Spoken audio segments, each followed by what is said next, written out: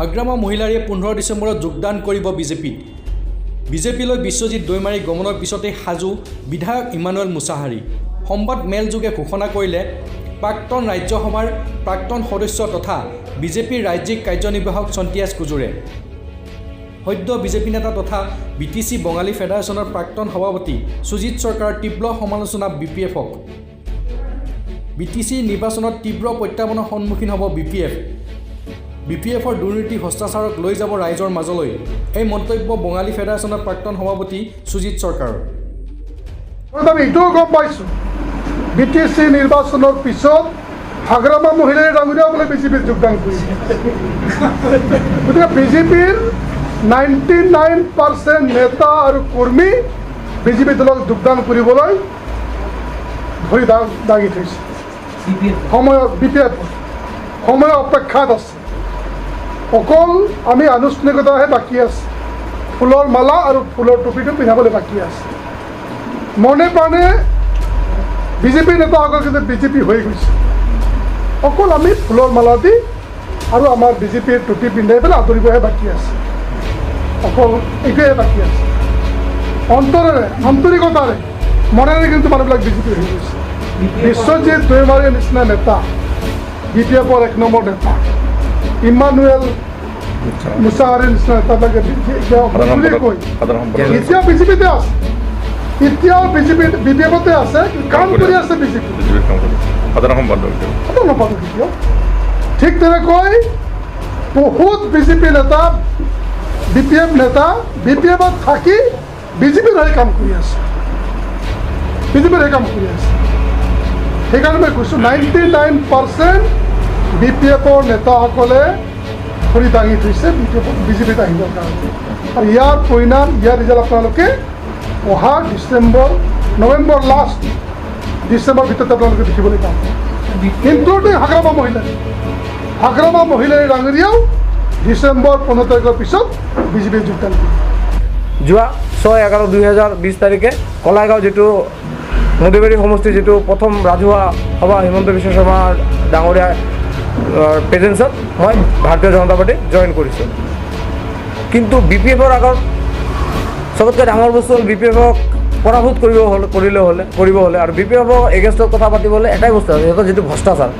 আৰু এই ভ্ৰষ্টাচাৰটো মই আগত ৰাখি, সিহঁতৰ কামৰ নমুনাবিলাক আগত ৰাখি মই আগবাঢ়ি যাম আৰু সিহঁতক আগভেটি দিম বুলি মোৰ এইটো কনফিডেঞ্চ। আৰু মই এইবাৰে প্ৰথম চাগে লাষ্ট 15 ইয়াৰ্ছ বা 70 ইয়াৰ্ছত এইবাৰে প্ৰথম চাগে মই জগদীশ চৰকাৰৰ হৈ মই 2টামান মিটিং গাই দিছিলোঁ। আৰু মোৰ আজিৰ দিনত মোৰ পৰম শত্ৰু হ'ল BPF। আৰু BPFক যেনেকৈ পৰাভূত কৰিব লাগিব, মই BPFৰ হৈ এটা মিটিং গাইছোঁ, আপোনালোকক কৈছোঁ, এতিয়াও কৈছোঁ।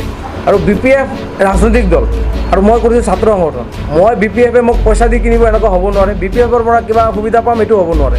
দেখা পাইছোঁ বিগত 15টা বছৰ 17টা বছৰ যি BPFৰ দুৰ্নীতি ভ্ৰষ্টাচাৰ যেনেকুৱাকৈ কৰিছে, তেখেতসকলে দৰিদ্ৰ সীমাৰেখাৰ তলত থকা মানুহখিনি যিখিনি ফেচিলিটি আহিছিলে, যিখিনি সুবিধা আহিছিলে চৰকাৰৰ ফালৰ পৰা, তেখেতসকলে যেনেকুৱাকৈ আত্মসাৎ কৰিছে, যেনেকুৱাকৈ ইন্দিৰা আৱাস আগত আছিলে, এতিয়া প্ৰধানমন্ত্ৰী আৱাস গৃহ বুলি যিটো নতুনকৈ স্কিম আহিছে, সেই স্কিমবিলাকতো দেখা পাইছোঁ যে এখন ঘৰৰ কাৰণে এজন মানুহ, এখন হিতাধিকাৰীয়ে 10,000 15,000কৈ দিব লগা হৈছে। সদায় VCDC চেয়াৰমেন, সদায় MCLA তাত বা পাৰ্টীৰ মানুহ তাত দৌৰিব লগা হৈছে। সেইবিলাক বস্তু আমাৰ দৃষ্টিগোচৰ হৈছে, আমাৰো সেইবিলাক বস্তু দৃষ্টিগোচৰ হৈছে। কাৰণ বিগত দিনবিলাকত আমি ভাবিছিলোঁ BPF চৰকাৰে ৰাইজৰ হকে কাম কৰিব। আৰু বিশেষকৈ বঙালী কমিউনিটিয়ে যেনেকুৱাকৈ হিলডোল ভাঙি BPF দলক আগবঢ়াই দিছিলে, কিন্তু সেই অনুপাতে আজিৰ দিনত বঙালী কমিউনিটি হিচাপে BPFৰ পৰা মোৰ ব্যক্তিগত অনুভৱ 2% বা 3% বস্তু আমি পোৱা নাই। 10%, 15%, 100%টো বাদেই দিয়ক। আমাৰ চাকৰি বাকৰিৰ ক্ষেত্ৰত, ডেভেলপমেণ্টত আমাৰ মানুহখিনিক ইনপুট কৰাৰ ক্ষেত্ৰত বা আমাৰ যিখিনি বেংগলী কমিউনিটি হিচাপে যিখিনি ডেভেলপ হ'ব লগা আছিলে, সেইখিনিৰ পৰা আমি বঞ্চিত হৈছোঁ। আমি অকল বঙালীৰ জাতিয়ে নহয়, এনেকুৱা সৰু সৰু জাতি জনগোষ্ঠী BTCত আমি বহুত জাতি জনগোষ্ঠী আছে যিবিলাকৰ বিভিন্ন সমস্যাত আমি জৰ্জৰিত, যেনেকুৱা আদিবাসী, যেনেকুৱা কোচ ৰাজবংশী, যেনেকুৱা ৰাভা, যেনেকুৱা গাৰো, এনেকুৱা বহুত সৰু সৰু আমি যিটো জাতি জনগোষ্ঠী আছোঁ, আমি আজিৰ দিনত লাঞ্ছিত বঞ্চিত হৈ আছোঁ। কিন্তু আমাৰ ভোটতে বিগত 17টা বছৰ এই আমাৰ আদিবাসী হোক, বঙালী হোক, মাৰোৱাৰী হোক, বিহাৰী হোক, ৰাভা হোক, গাৰো হোক, এই মানুহখিনিৰ ভোটৰ বিনিময়তে যোৱা 17টা বছৰ তেখেতসকলে ৰাজত্ব কৰিছে। তেখেতসকলৰ MLA 12টা MLA জিকাইছে, 40টা পৰিষদীয় সমষ্টিত তেখেতে প্ৰাৰ্থী দি পিনে তেখেতসকলে BTC পৰিষদখন দখল কৰিছে। কিন্তু দখল কৰি এটাই কাম কৰিছে, অকল ভ্ৰষ্টাচাৰ কৰিছে। এটাই কাম কৰিছে, অকল ভ্ৰষ্টাচাৰ কৰিছে, অকল নিজস্বতা বজাই নিজৰ পাৰ্টিৰ ৱাৰ্কাৰ, নিজৰ ব্যক্তিগত স্বাৰ্থ আদায় কৰিছে। তাৰ বাহিৰে একো কৰা নাই, ৰাইজৰ একো হকে কাম কৰা নাই বুলি যোৱা 6/11/2020 তাৰিখে কলাইগাঁও যিটো মধুবাৰী সমষ্টিৰ যিটো প্ৰথম ৰাজহুৱা সভা হিমন্ত বিশ্ব শৰ্মা ডাঙৰীয়া প্ৰেজেঞ্চত মই ভাৰতীয় জনতা পাৰ্টিত জইন কৰিছোঁ। কিন্তু BPFৰ আগত চবতকৈ ডাঙৰ বস্তু হ'ল BPFক পৰাভূত কৰিব হ'লে আৰু BPFক এগেইনষ্টত কথা পাতিব হ'লে এটাই বস্তু আছে, সিহঁতৰ যিটো ভ্ৰষ্টাচাৰ। আৰু এই ভ্ৰষ্টাচাৰটো মই আগত ৰাখি, সিহঁতৰ কামৰ নমুনাবিলাক আগত ৰাখি মই আগবাঢ়ি যাম আৰু সিহঁতক আগভেটি দিম বুলি মই মোৰ এইটো কনফিডেঞ্চ। আৰু মই এইবাৰে প্ৰথম চাগে লাষ্ট 15টা ইয়াৰ্ছ বা 70 ইয়াৰ্ছত এইবাৰে প্ৰথম চাগে মই জগদীশ চৰকাৰৰ হৈ মই 2টামান মিটিং গাই দিছিলোঁ। আৰু মোৰ আজিৰ দিনত মোৰ পৰম শত্ৰু হ'ল BPF, আৰু BPFক যেনেকৈ পৰাভূত কৰিব লাগিব। মই BPFৰ হৈ এটা মিটিং গাইছোঁ, আপোনালোকক কৈছোঁ, এতিয়াও কৈছোঁ। আৰু BPF ৰাজনৈতিক দল, আৰু মই কৰিছোঁ ছাত্ৰ সংগঠন। মই BPFে মোক পইচা দি কিনিব এনেকুৱা হ'ব নোৱাৰে, BPFৰ পৰা কিবা সুবিধা পাম এইটো হ'ব নোৱাৰে। দেখা পাইছোঁ বিগত 15টা বছৰ 17টা বছৰ যি BPFৰ দুৰ্নীতি, ভ্ৰষ্টাচাৰ যেনেকুৱাকৈ কৰিছে, তেখেতসকলে দৰিদ্ৰ সীমাৰেখাৰ তলত থকা মানুহখিনি যিখিনি ফেচিলিটি আহিছিলে, যিখিনি সুবিধা আহিছিলে চৰকাৰৰ ফালৰ পৰা, তেখেতসকলে যেনেকুৱাকৈ আত্মসাৎ কৰিছে। যেনেকুৱাকৈ ইন্দিৰা আৱাস আগত আছিলে, এতিয়া প্ৰধানমন্ত্ৰী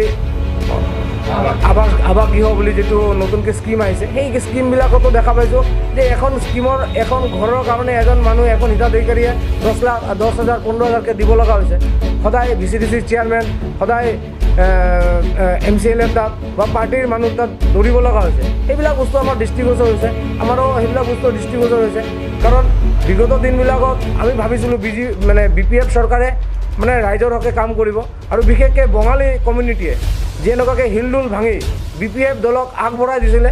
কিন্তু সেই অনুপাতে আজিৰ দিনত বঙালী কমিউনিটি হিচাপে BPFৰ পৰা মই মোৰ ব্যক্তিগত অনুভৱ 2% বা 3% বস্তু আমি পোৱা নাই।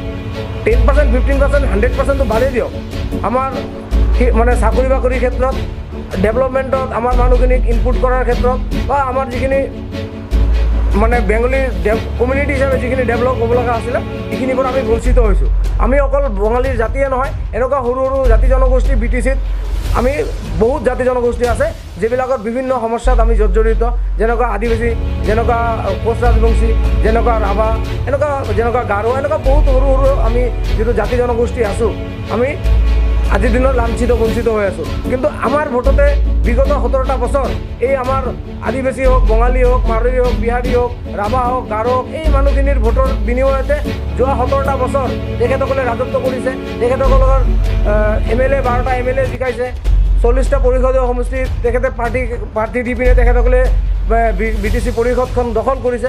কিন্তু দখল কৰি এটাই কাম কৰিছে, অকল ভ্ৰষ্টাচাৰ কৰিছে।